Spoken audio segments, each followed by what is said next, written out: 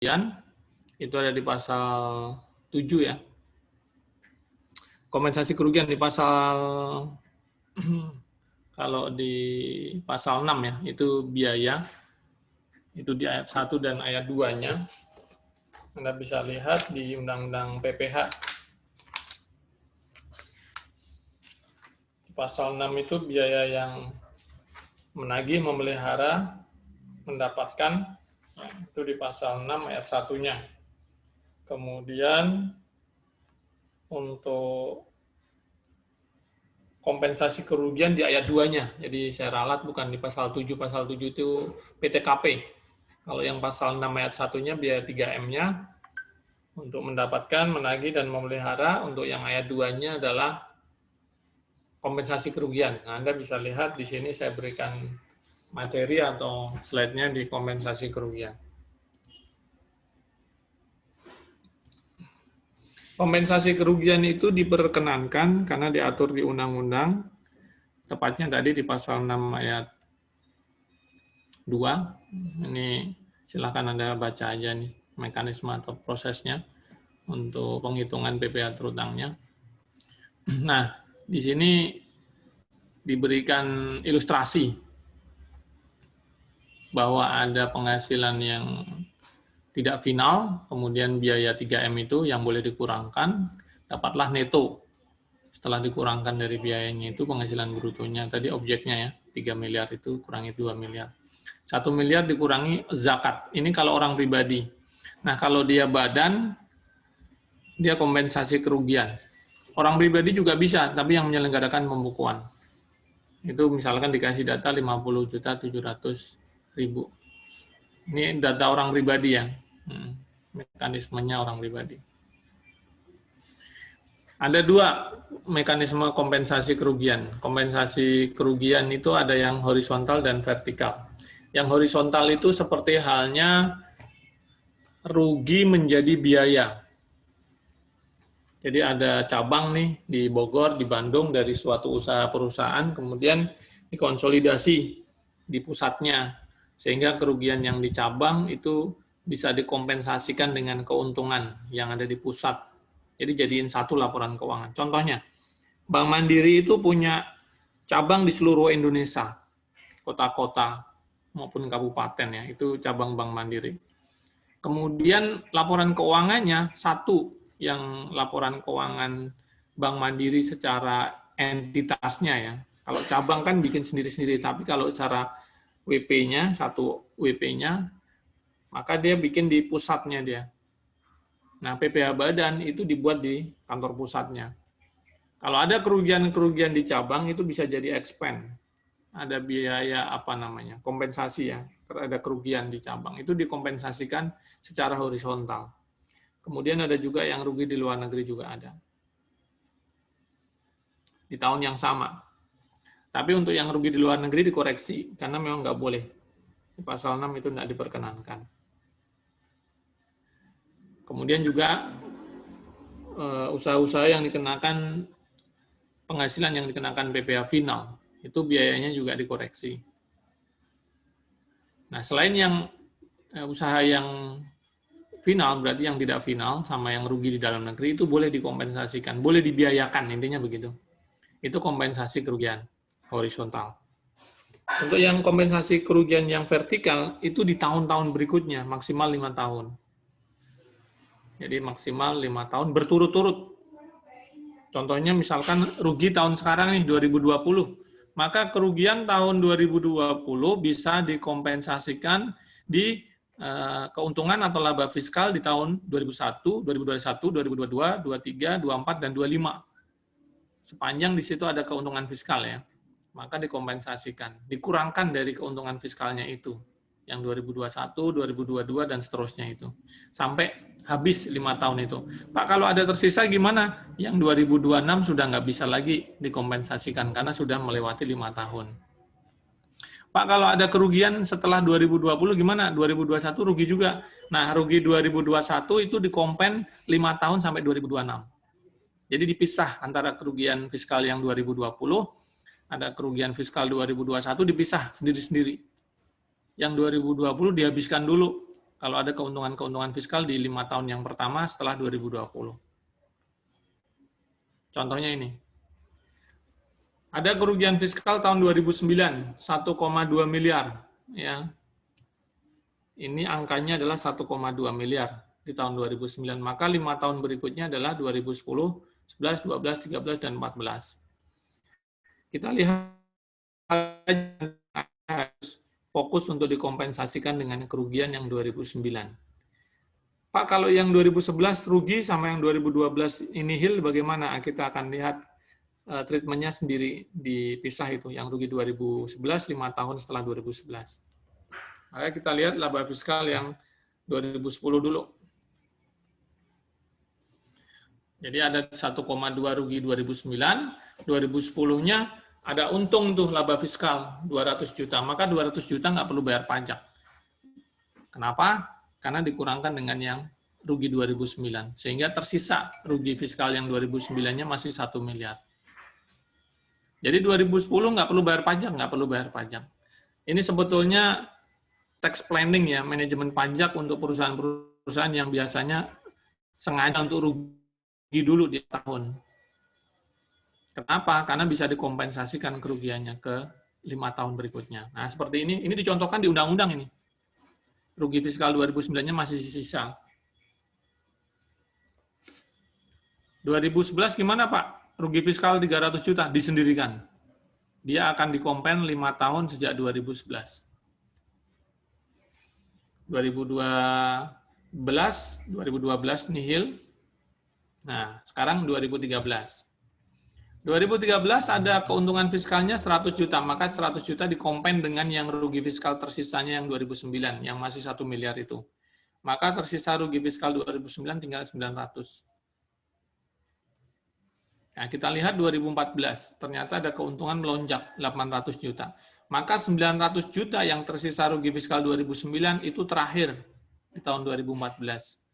Sehingga 900 dikompen dengan yang 800, maka 800 juta itu habis dikompensasikan dengan yang 900. Jadi 2014 nggak bayar pajak. Jadi 5 tahun ditambah 2009 itu nggak bayar pajak. Ini undang-undang. Jadi dia memberikan adanya treatment rugi fiskal. Masalahnya adalah WP-nya benar nggak rugi fiskal yang sesuai dengan ketentuan pajak. Kalau nggak sesuai, petugas pajak bisa melakukan, katakanlah, menjadi tidak rugi, bahkan laba fiskal gitu, kalau ada pemeriksaan. Itu nanti di materi pemeriksaan. Kita selesaikan dulu kalau memang ini benar-benar rugi fiskal ya. 100, karena dikompensasi yang 800 juta di 2014 itu, 900-nya kan tersisa 100 itu hangus. Jadi 100 sudah nggak bisa dikompensasikan di tahun 2015. Nah, pertanyaannya, jika 2015 ada keuntungan fiskal 200 juta, kemudian jika 2016 ada keuntungan fiskal 400 juta, bagaimana? Jawabannya adalah rugi fiskal yang 100 juta hangus, sudah nggak bisa. Tapi yang 2011 masih bisa. 2011 itu masih dikompensasi yang 2015 dan 2016, karena 5 tahunnya sejak 2011 selesai. 12, 13, sorry, 2011 itu berarti 5 tahunnya, 12, 13, 14, 15, 16 ya, sampai 2016. Ini di SPT-nya, seperti ini. 2009, kompensasinya 1,2 miliar, itu di SPT-nya seperti ini. 2010 terkompen 200, 2011 kan nihil tadi, 2012 ini kebetulan nggak sama dengan yang contoh tadi, ini ada 50, 100, sebentar, 2012 50 nggak tadi? 2012, 2012 nihil. Jadi ini nggak sesuai dengan yang contohnya nih. Tapi ini diberikan di SPT seperti ini. Ini contoh aja ya di SPT-nya. 1,2 rugi terkompensasi, karena di 2012 ini ada 50 nih, harusnya nggak ada. 200, 100, 800, 200, Untuk yang 2011 yang rugi. 2011 kan rugi fiskal 300. Nah, itu bisa tercombine di 2015 sama 2016. Ini yang ada yang salah nih, yang di 2012. Bentar, saya lihat dulu ya. 2012 tuh kompensasinya berapa tadi? Nihil ya. Nihil.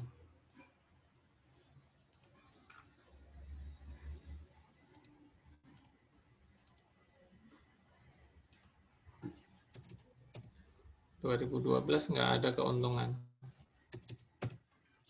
Terus 2013 tadi ada 100 ya, 2011. 2013 100. 2014 yang 800. Ya, ini udah benar.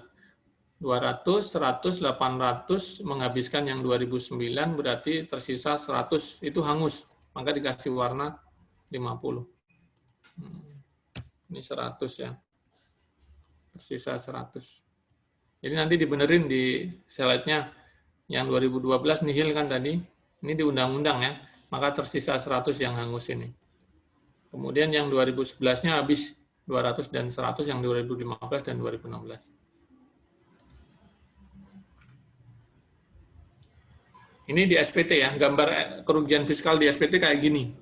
Lampiran di SPT ya. SPT tahunan untuk kerugian fiskal itu dikompensasikan dengan tabel seperti ini. Contohnya tadi 1,2 miliar 2009 dan yang 2011 300 dikompensasi ke tahun-tahun berikutnya. Untuk yang kompensasi kerugian yang horizontal, ya kerugian yang di tahun yang sama. Ini ada fasilitas di pasal 31A Undang-Undang PPH, nanti teman-teman kalau belajar di fasilitas ya, itu ada di pasal 31A, itu kompensasi kerugiannya vertikalnya bisa sampai ke 10 tahun.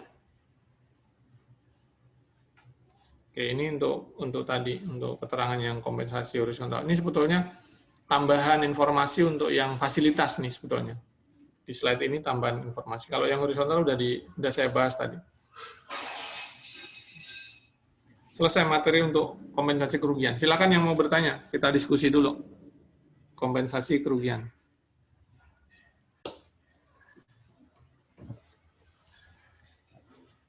Monggo yang mau bertanya.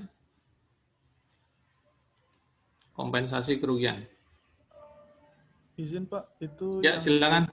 Yang di SPT-nya berarti yang 2012 jumlah yang ke bawah itu juga nol ya Pak?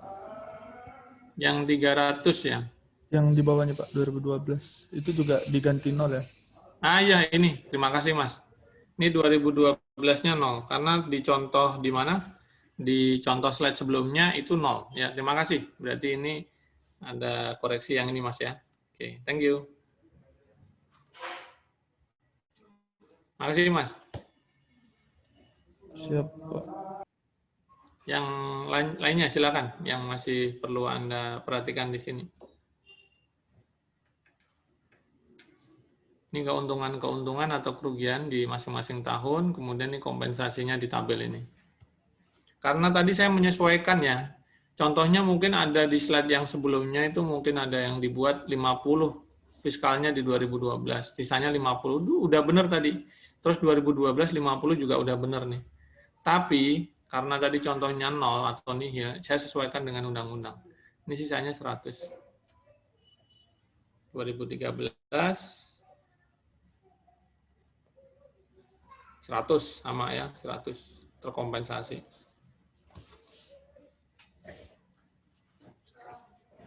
Kebetulan sampai 2017 nih, 500 fiskalnya, ini keuntungan.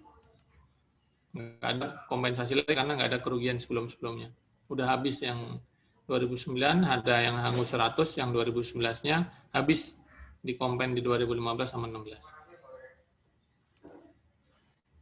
Oke, saya lanjutkan di materi yang kedua ya.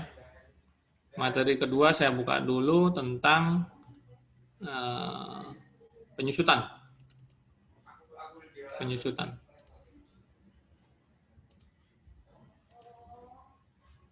Di dalam penyusutan ini teman-teman belajar di akuntansi di secara komersil ya. Sekarang kita akan belajar secara pajaknya.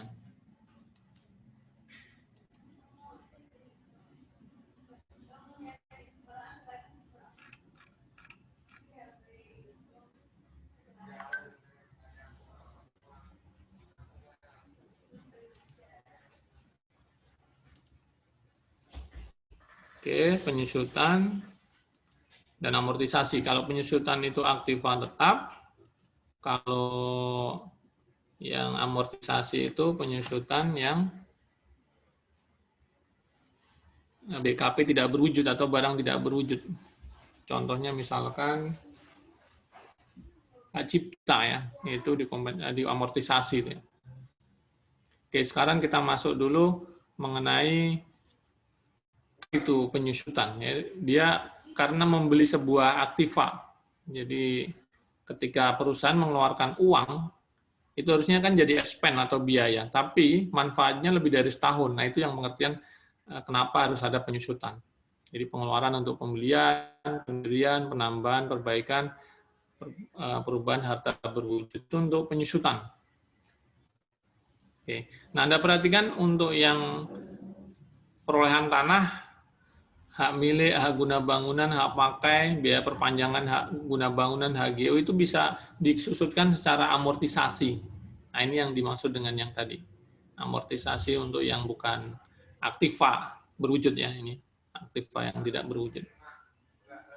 Kemudian untuk yang bangunan, khusus bangunan dia saldo metode garis lurus. Kalau yang non bangunan bisa saldo menurun atau garis lurus. Ini PMK-nya masih berlaku sampai sekarang. Ya.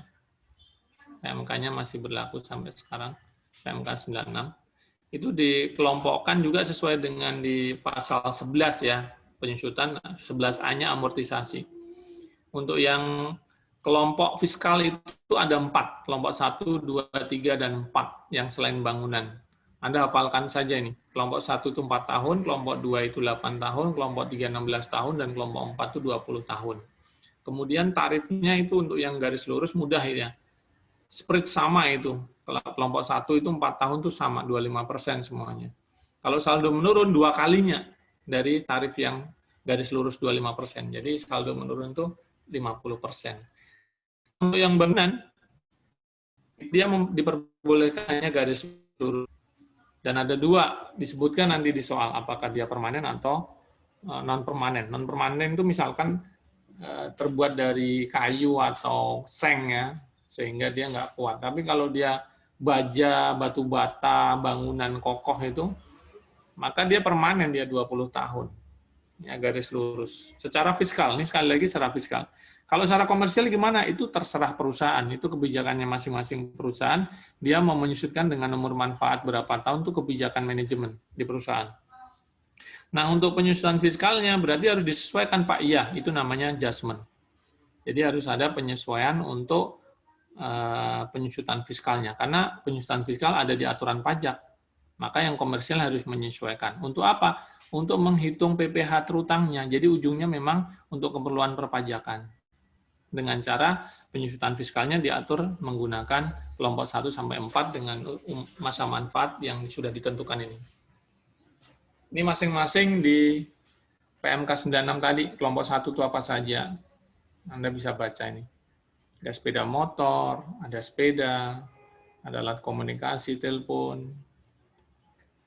Kemudian yang kelompok 2, dia agak berat ya, maksudnya ada mesin, kemudian ada AC, ya, ada mobil masuk kelompok 2. Ini kelompok 2. Sampai perangkat pesawat telepon untuk telekomunikasi, ya ini untuk telekomunikasi. Kemudian ada mesin, spooling mesin, Metosian data kolektor, ini terkait dengan sewa peralatan untuk air dalam. Nah, kelompok 3 dia lebih berat lagi, ini ada mesin untuk pengolahan produk tekstil, mesin untuk dyeing, printing, finishing, dan yang lainnya ini. Mesin peralatan untuk pengolahan industri kimia. Oke. Kemudian untuk kapal, ada perangkat radio navigasi, silakan Anda baca. Nah, kelompok 4-nya dia tentu saja yang dia manfaatnya lebih lama ini. Ya, kelompok 4 kan sampai 20 tahun. Ini lokomotif, kemudian kapal penumpang, kapal khusus untuk mendorong kapal, kapal suar. Oke. Bagaimana kalau tidak masuk dalam kelompok itu? Nah, nanti bisa pertimbangan di DJP. atau dimasukkan di kelompok 3. Kita lihat nanti. Ini mulainya penyusutan ketika ready to use, ya, siap digunakan biasanya. Kecuali untuk barang yang masih dalam proses pengerjaan, maka sampai selesai untuk pengerjaan harta itu. Contohnya, untuk pembangunan gedung 100 miliar. Kapan mulai bangunnya? Oktober 2000. Kemudian selesainya Maret 2001. Maka 2001 itu dimulainya penyusutan. Karena sudah selesai. Nah, di sini Anda perhatikan. Dengan persetujuan Dirjen Pajak, ada penyusutan dimulai pada bulan harta mulai dihasilkan. Mulai menghasilkan, sorry ya. Untuk apa? Untuk mulai menjual. Jadi, dia nggak perlu disusutkan karena memang belum digunakan. Intinya begitu. Jadi kapan dimulainya? Anda minta WP-nya minta persetujuan ke KPP bahwa ini barang belum digunakan, belum menghasilkan. Nanti kalau sudah digunakan untuk menghasilkan produk dia, nah itu baru dimulai. Sekali lagi ini saat mulai penyusutan dengan persetujuan kantor pajak. Ya. Contohnya PTX usaha perkebunan beli traktor. Nah traktornya kapan digunakannya? Mulai tapi belinya 99. Ini persetujuan dengan KPP-nya. Ini cara menyusutkannya. Teman-teman sudah paham, di akuntansi sudah diajarin. Ada 20 tahun, untuk garis lurus gampang. Gedung tinggal 5 miliar itu bagi 20. Ya, atau kalikan berapa persen? 5% ya. 20 tahun. Kemudian untuk yang saldo menurun, Anda perhatikan ini agak beda. Teman-teman juga sudah paham. Ada masa manfaatnya 4 tahun, 1 berarti tarif penyusutannya 50% ya. Garis saldo menurun. Ini perolehannya berapa? 150 juta. Maka 150 juta itu menjadi yang pertama. Nggak ada nilai residu ya. Di dalam fiskal itu nggak ada nilai sisa. Jadi dihabiskan. Tidak ada pengurangan dengan harga perolehan. Jadi fiskal itu tidak mengenal nilai residu. Ada 150 juta, tahun 2000 akan disusutkan, misalkan belinya Januari ya, tepat gitu. Tepat per bulan di Januari. Kita nggak tahu nih tanggal 1 Januari atau 31 Januari. Jadi diperoleh Januari, difulkan Januari. Karena dihitung 1 bulan. Nah, selama 12 bulan atau 1 tahun, itu 50% dikalikan dengan 150 juta. Maka 75 juta itu yang menjadi penyusutan. Dan itu dikurangkan nanti untuk mendapatkan nilai sisa buku. Jadi book value-nya 150 dikurangi penyusutan yang tahun 2075, book value tahun 2000. Ya, book value tahun 2000. Bentar, ini ada yang minta di join grup Christina Febriani.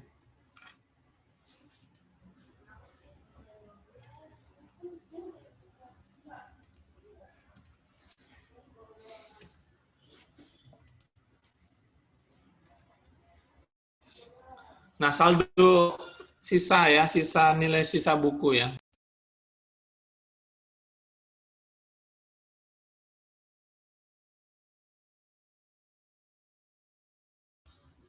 Nilai sisa bukunya itu yang akan menjadi pengali di tahun berikutnya. Tahun 2001 misalkan 50% kalikan 75 juta yang sisa saldo nilai sisa buku yang tahun 2000. Kemudian dikurangkan 37.500 penyusutan di tahun 2001 dengan yang 75 juta.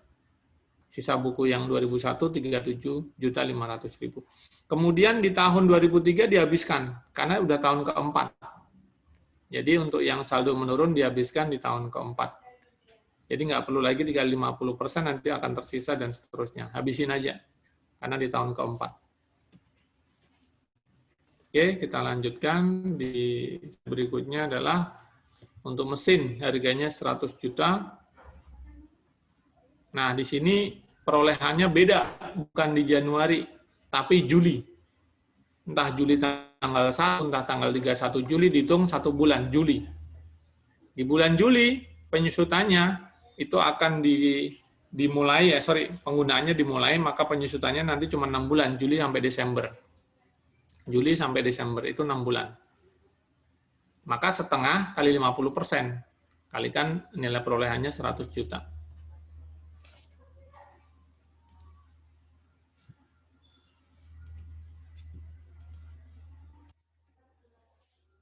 Oke. Berikutnya sama seperti yang tadi. Penyusutannya 25 juta tahun 2000 dikurangkan dengan yang 100 juta nilai perolehan, maka nilai sisa bukunya tahun 2000 akhir itu 75 juta. Itu yang akan dikalikan dengan tahun 2001 dengan tarif 50%. Kelompok 1 saldo menurun. Nah, di sini yang beda adalah ketika perolehannya Juli tahun 2000, maka penyusutan terakhirnya adalah setengah di 2004. Artinya Januari sampai Juni di tahun 2004. Dan itu sekaligus atau sisanya. Anda perhatikan, tahun 2000 itu cuma setengah tahun. Maka nanti akan berakhir setengah tahun di tahun 2004. Jadi 2000 cuma ada setengah tahun, Juli sampai Desember, maka 2004 itu ada yang Januari sampai Juni. Dan itu dihabiskan. Ya. Sekali lagi, kalau masih penyusutannya beda dengan Januari, maka ada masih sisa bulan yang akan disusutkan di tahun, contohnya di sini 2004 itu tahun kelima. Karena memang tahun 2000 itu tahun pertama ya, itu cuma setengah tahun, maka 2004 dihabiskan untuk yang 6 bulan terakhir dengan saldo menurun. Oke, ini contoh untuk saldo menurun. Tidak ada residu. Oke, untuk akhir periode sekaligus disusutkan. Kalau ada perubahan, nah ini kalau ada perubahan penyusutan itu di pasal 28 teman-teman sudah belajar mengenai adanya di KUP ya, perubahan metode penyusutan, maka harus mendapat persetujuan. Kemudian untuk penghentian penurunan produksi tidak menunda atau menangguhkannya, jalan terus. Kalau ada penghentian produksi, maksudnya nggak berproduksi nih si mesin itu atau si peralatan itu nggak digunakan. Tetap aja penyusutannya jalan. Kemudian khusus untuk HP, pada saat minggu lalu kita sudah belajar tentang pengurangan cuma 50% doang. Ya, 50% untuk pembelian HP-nya, kalau memang dijadikan expense ya, jadi biaya itu pengurangan fiskalnya 50% saja. Kemudian untuk sedan kendaraan untuk pegawai tertentu juga 50%, termasuk pemeliharaannya. Servisnya, kemudian sampai dengan pajaknya ya, pajak yang PKB, pajak kendaraan bermotor itu 50%. Itu menurut pendapat saya, karena dia harus dipelihara kan, kalau nggak bayar pajak kan berarti dia nggak tertib gitu. Nah, itu 50% saja. Karena dulu ada yang nanya, Pak, kalau bayar pajak kendaraan bermotor si sedan itu apakah 50%? Iya, karena dia dalam tertib administrasi yang memelihara. Itu 50%. Untuk antar jemput full ya. Dia mobil kelompok 2, 8 tahun masa manfaatnya disusutkan penuh 8 tahun. Ini bagaimana untuk pengalihan penarikan harta, jumlah nilai sisa buku harta itu dibandingkan sebagai kerugian. Ini di pasal 11 ayat 8-nya. Coba kita baca dulu. Apabila terjadi pengalihan atau penarikan harta sebagaimana di pasal 4 ayat 1, berarti ada pengalihan, maka jumlah nilai sisa buku dibebankan sebagai kerugian. Dan jumlah harga jual atau penggantian asuransi yang diterima atau diperoleh dibukan sebagai penghasilan. Ya, kalau ada penggantian asuransinya. Kemudian juga kalau ada nilai sisa buku itu dibebankan sebagai kerugian. Ini kalau ada pengalihan ya. Kalau ada rugi bisa dibebankan, kalau ada keuntungan ya sudah, masuk keuntungan termasuk penggantian asuransi. Kemudian di ayat 9-nya, di pasal 11 ya, ini penyusutan. Apabila hasil penggantian asuransi yang akan diterima jumlahnya baru didapat di tahun berikutnya atau di masa kemudian, maka dengan persetujuan Ditjen Pajak, jumlah kerugian di ayat 8-nya di beban masa kemudian, maksudnya di tahun berikutnya. Jadi expense di tahun berikutnya. Ini ayat 9-nya, ini di undang-undang. Kemudian ayat 10-nya, di ayat 10-nya, kalau ada pengalihan harta, di pasal 4 ayat 3 huruf A dan B ini berarti dia bukan objek pajak, pasal 4 ayat 3 huruf A sama B ini. Kalau ada pengalihan harta berupa harta berwujud, maka nilai sisa buku harta tersebut tidak boleh dibebankan sebagai kerugian bagi pihak yang mengalihkan. Jadi masih ada nilai sisa bukunya kan jadi expense, karena disumbangkan. Itu nggak boleh jadi expense, dikoreksi.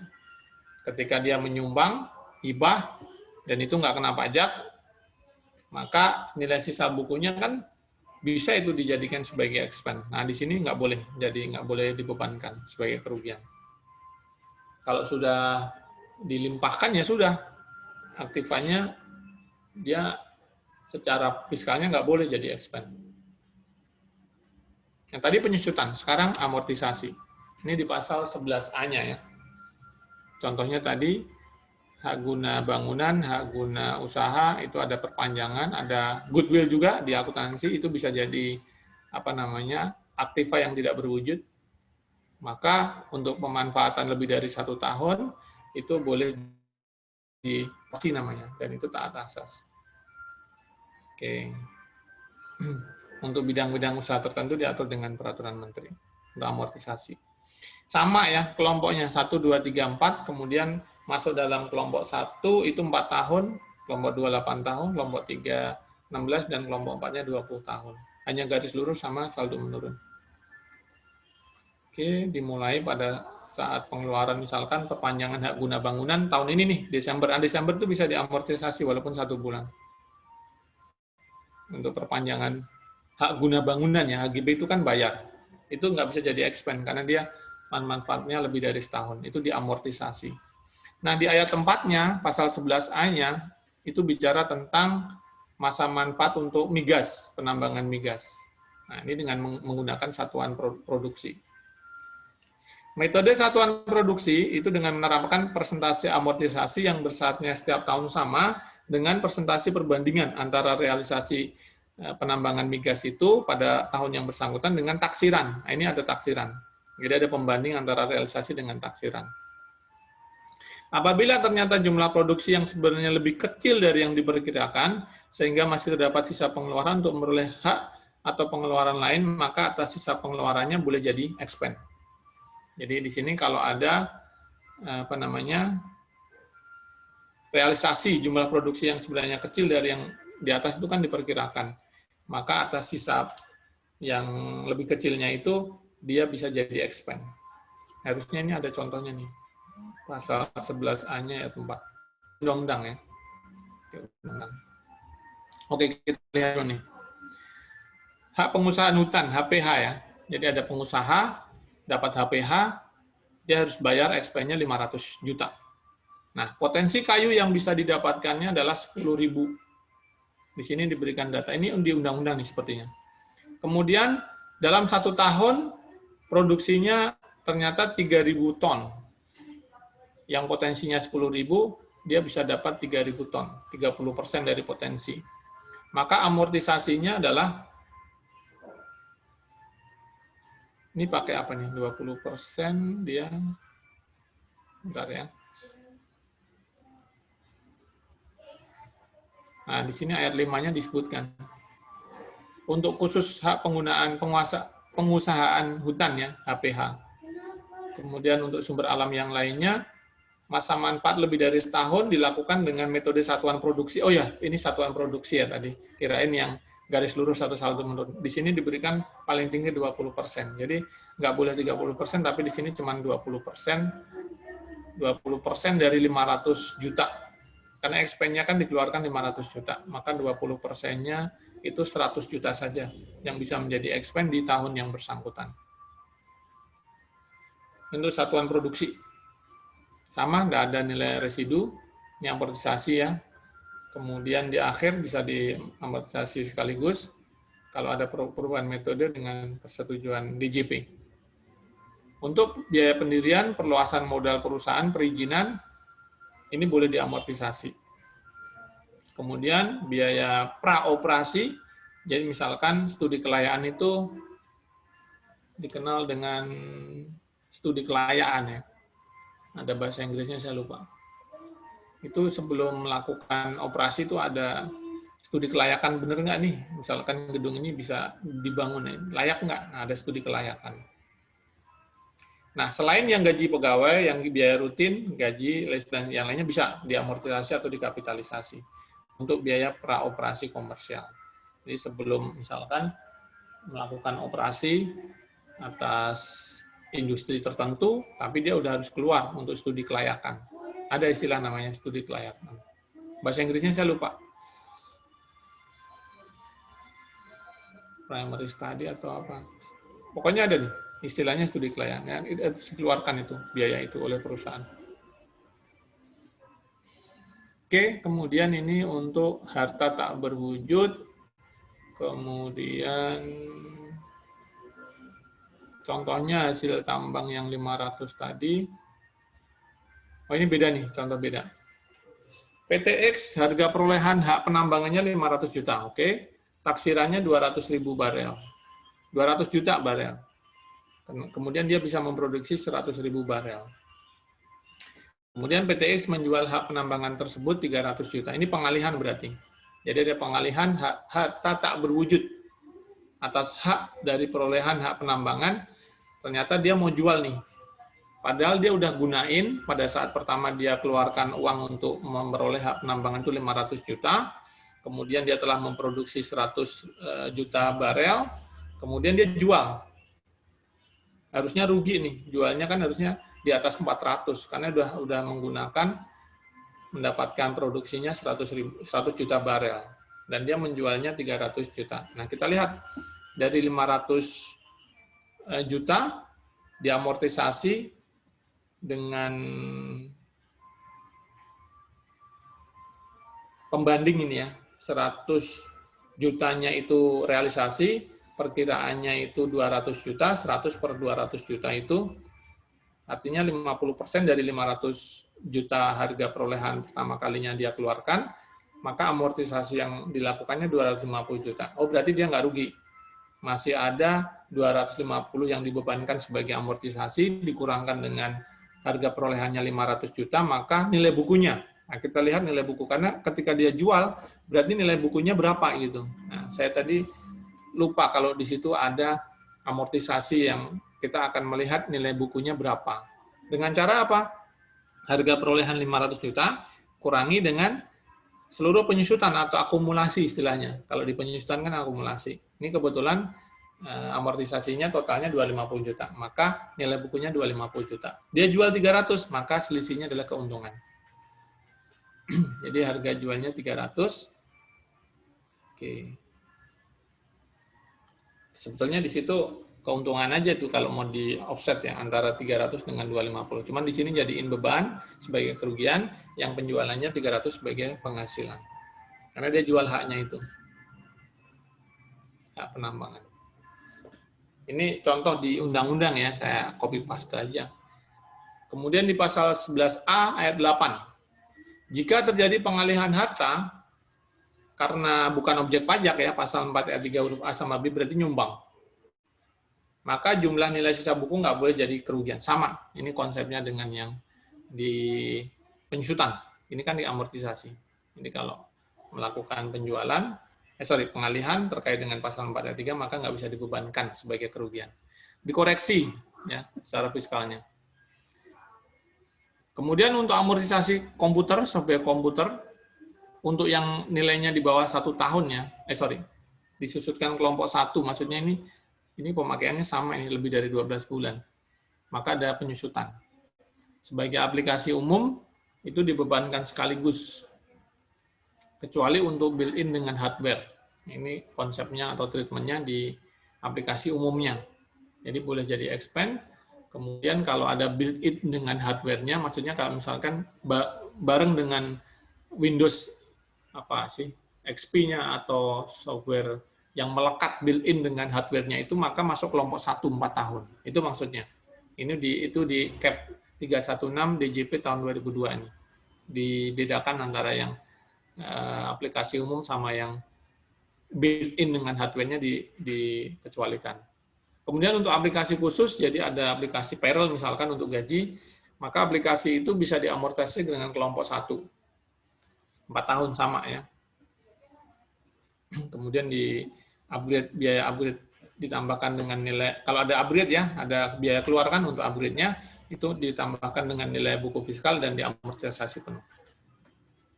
Bagaimana kalau ada pengalihan dari harta tidak berwujud itu, maka selisih antara nilai pengalihan dengan NBF-nya, nilai buku fiskalnya, keuntungan atau kerugian fiskal, kecuali disumbangkan atau dihibahkan di pasal 4 ayat 3, maka tidak boleh dikurangkan ini untuk yang pasal 4 ayat 3A huruf B-nya. Ini sebetulnya memperkuat aja nih. Untuk yang pasal 4 ayat 3 huruf A sama B itu nggak boleh dikurangkan. Ya. Yang lainnya bisa jadi keuntungan atau kerugian fiskal. Contohnya sudah ada tadi. Tapi untuk yang pasal 4 ayat 3 huruf A sama B, sumbangan, hibah, maka dia kerugian atau nilai sisa buku fiskalnya nggak boleh jadiin expand. Intinya gitu. Selesai untuk penyusutan sama amortisasi. Silakan yang mau bertanya.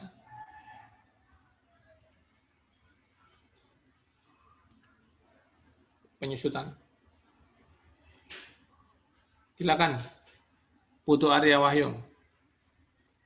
Suara aja nggak apa-apa. Mau bertanya. Arya Wahyu.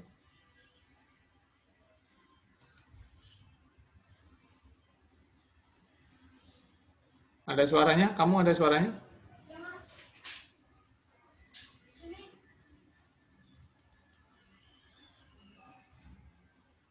Oh, ada masalah dengan mic-nya. Oke, jika misalkan di tengah tahun ditambah atau di-upgrade, berarti penyusutannya tetap jalan biasa. Berarti menggunakan ini, di-upgrade ya. Kalau dia, coba kita lihat di slide-nya ya. Itu ada manfaat barunya. Berikutnya baru itu nilai sisa buku. Misalkan gedung nih, Arya. Ya, misalkan gedung. Jadi gedung ada renovasi, kemudian diperkirakan umur manfaatnya bisa bertambah. Maka dia dengan nilai masa manfaat yang baru, kemudian disesuaikan dengan mulai saat itu, ketika ada upgrade atau pembangunan baru itu. Itu maksudnya, Mas. Jadi menambah nilai buku. Ya, betul.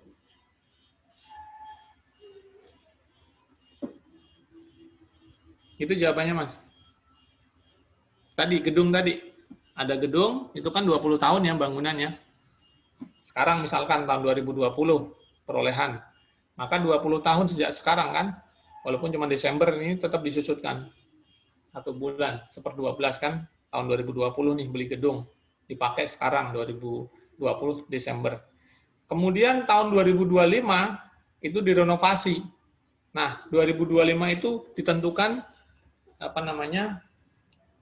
penyusutan yang berikutnya 20 tahun sejak 2025 karena ada tadi renovasi. Tentu saja ini yang membutuhkan masa manfaat yang bertambah yang lebih dari 12 bulan. Seperti itu, Mas, yang saya ketahui. Nanti dilihat di pasal 11 lagi, Mas, untuk yang barang aktifannya. Tapi kalau yang BKP tidak berwujudnya di pasal 11A. Ya, seperti itu, Mas. Jadi dia dengan nilai manfaat yang baru. 2025 ya 20 tahun kemudian. Tapi kalau perbaikan kecil misalkan untuk pemeliharaan itu jadi expand. Jadi gedung dipelihara, dibersihkan, itu jadi expand pemeliharaannya. Jadi tidak bisa menambah masa manfaat. Itu bedanya. Dengan renovasi yang dia masa manfaatnya lebih dari 12 bulan. Itu nanti umur manfaatnya menjadi 20 tahun sejak 2025. Itu yang saya pahami. Oke, terakhir untuk harga perolehan. Ya, harga perolehan. Harga perolehan, silakan teman-teman bisa lihat juga tadi sudah saya share. Oh, ini ada lagi nih, tanya nih, Arya.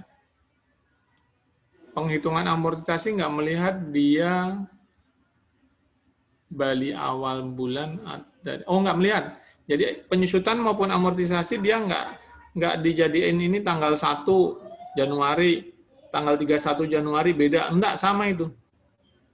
Jadi Januari gitu. Pak, bedain misalkan lebih dari 15, tanggal 15 sama yang sebelum tanggal 15, enggak bisa. Di pajak sama, Mas. Jadi tidak melihat adanya bagian bulan ya. Bagian bulan itu nggak dilihat, dihitung penuh. Ya. Oke, sekarang materi yang ketiga, harga perolehan. Harga perolehan itu maksudnya beli, ya, atau pengalihan harta, jual. Untuk perolehan pengalihan harta, bisa jual beli, bisa tukar menukar, bisa merger, pemekaran, peleburan, pemecahan, berikan seperti bantuan, sumbangan, ngasih warisan atau penyertaan modal in-bank kepada perusahaan lain, ya. Jadi investasi nih. Itu perolehan pengalihan harta. Oke, kemudian nih jual beli. Kalau ada hubungan istimewa, maka dengan harga wajar, ya, arm's length namanya, istilahnya di pasal 18 ayat 4 itu kalau ada hubungan istimewa, maka harga wajar bisa ditentukan oleh DJP. Oke. Kemudian untuk penilaian harta dengan hubungan istimewa ini contohnya. Untuk harta yang jumlah seharusnya diterima sama yang jumlah yang seharusnya dikeluarkan. Ini dua pihaknya. Jadi memang harga yang wajar itu harus ada data pembanding nanti pihak KPP kalau mau menetapkan harga wajar kalau terjadi pengalihan karena ada hubungan istimewa di sebuah perusahaan atau wajib pajak. Maka atas pengalihan itu DJP bisa menetapkan wajarnya berapa. Itu harus pakai data pembanding. Kalau yang tidak dipengaruhi hubungan istimewa kan wajar nih. Sesungguhnya diterima, sesungguhnya dibayar itu wajar. Kalau ini seharusnya diterima berapa. Kan bisa aja berbeda dengan yang wajar. Ini contohnya. PTA jual ke PTB.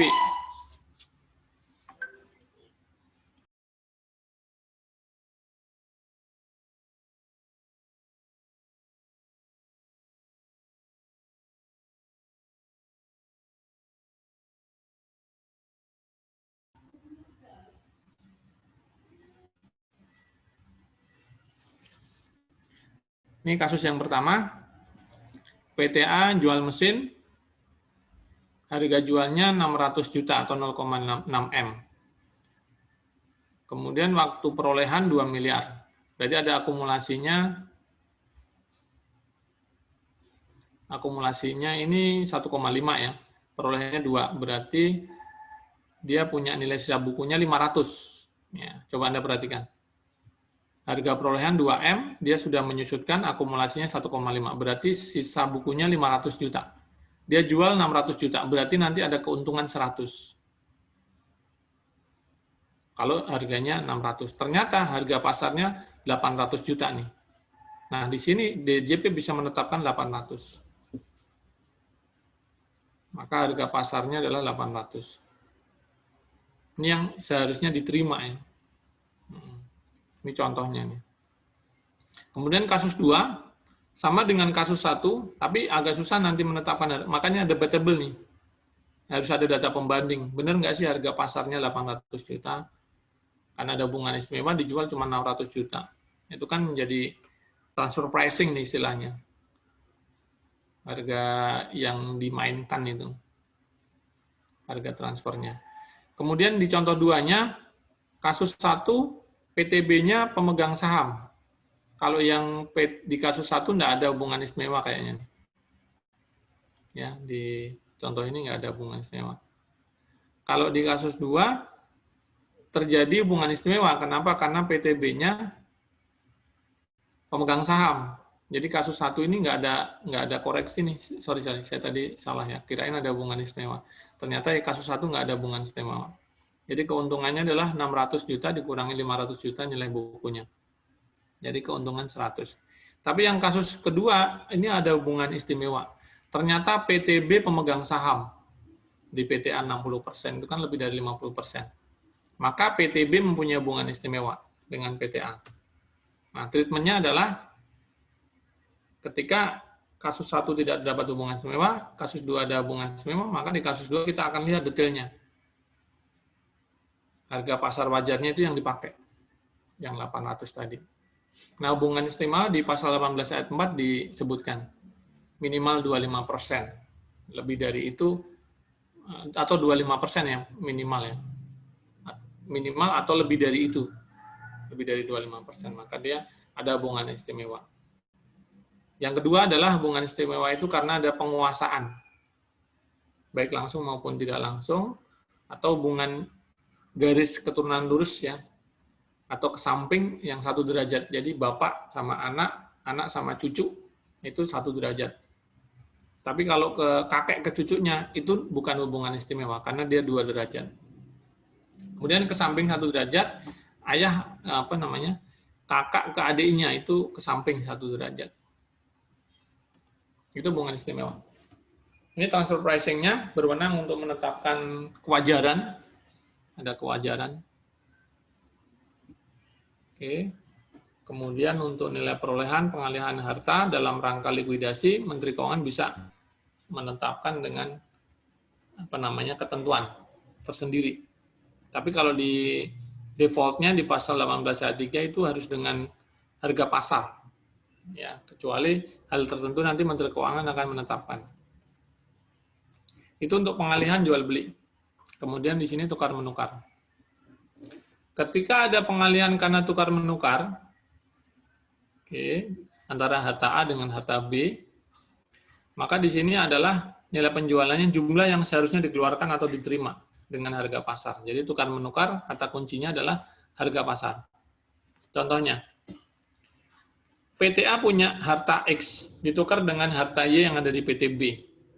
Kita lihat nilai buku fiskalnya, nilai bukunya, nilai sisa bukunya. Di PT A 10 juta, di PT B 12 juta. Berarti PT B hartanya gede nih. Dari yang A, nilai bukunya 12, PT A-nya 10. Nah, kita lihat harga pasarnya sama kan? 20 juta. Nah, kita di sini akan masuk dalam keuntungannya siapa ini yang memperoleh, tentu saja PT A yang dapat keuntungan. Karena harga pasarnya 20, nilai sisa buku fiskalnya 10.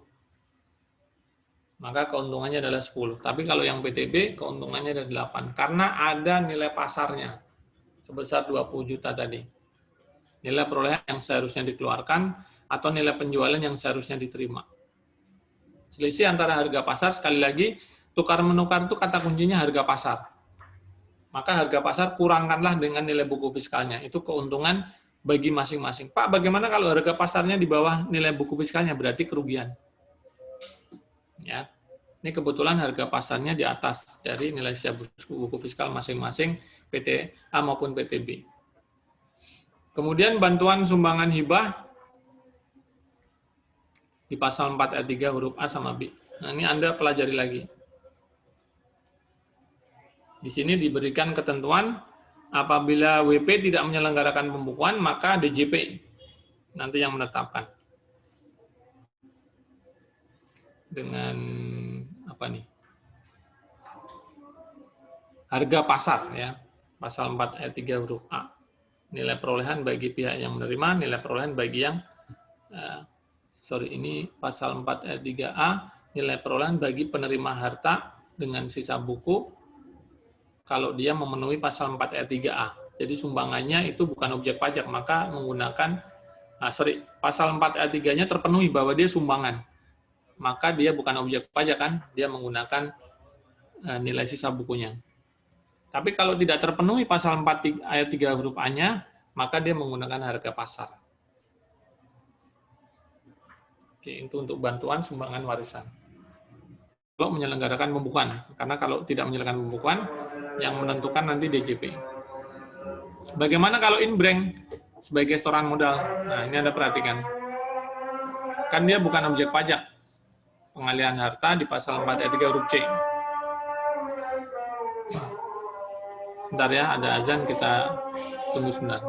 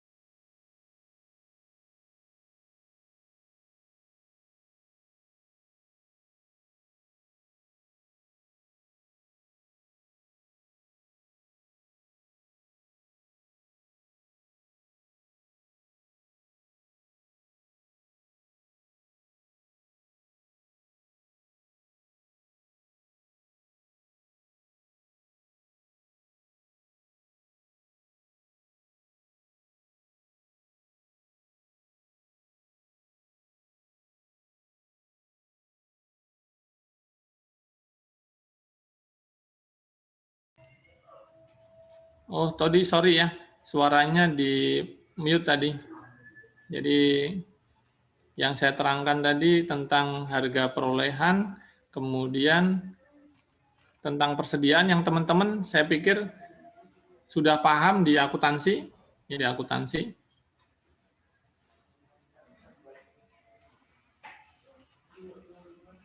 Di akuntansi itu Anda sudah belajar FIFO sama average, ya. Dan yang diperbolehkan adalah FIFO atau average. Ini sama dengan pengantar akuntansi ketika Anda belajar FIFO sama average. Saya tidak mengajari lagi, Anda bisa. Ya. Saya berikan pelatihan ya, tunggu. Sambil break, ada yang mau sholat silakan, saya berikan pelatihan.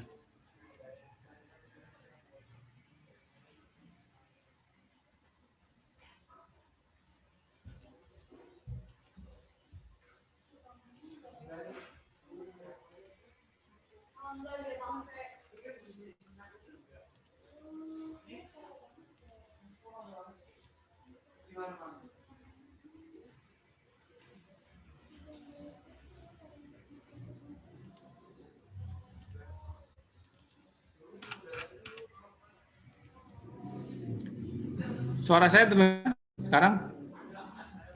Terdengar, Pak. Dengar ya. Tadi sempat di mute karena tadi ada azan, terus ada 2 slide aja yang tersisa tadi persediaan. Jadi FIFO sama average saja. Ya. Sudah saya share ya latihan untuk hari ini. Silakan Anda kerjakan. Jadi kita keluar aja dari dari Zoom. Oke, nanti pakai WA aja ya. Selamat siang. Assalamualaikum warahmatullahi wabarakatuh. Waalaikumsalam warahmatullahi wabarakatuh. Waalaikumsalam. Ya, sama-sama. Terima kasih, Pak. Ya.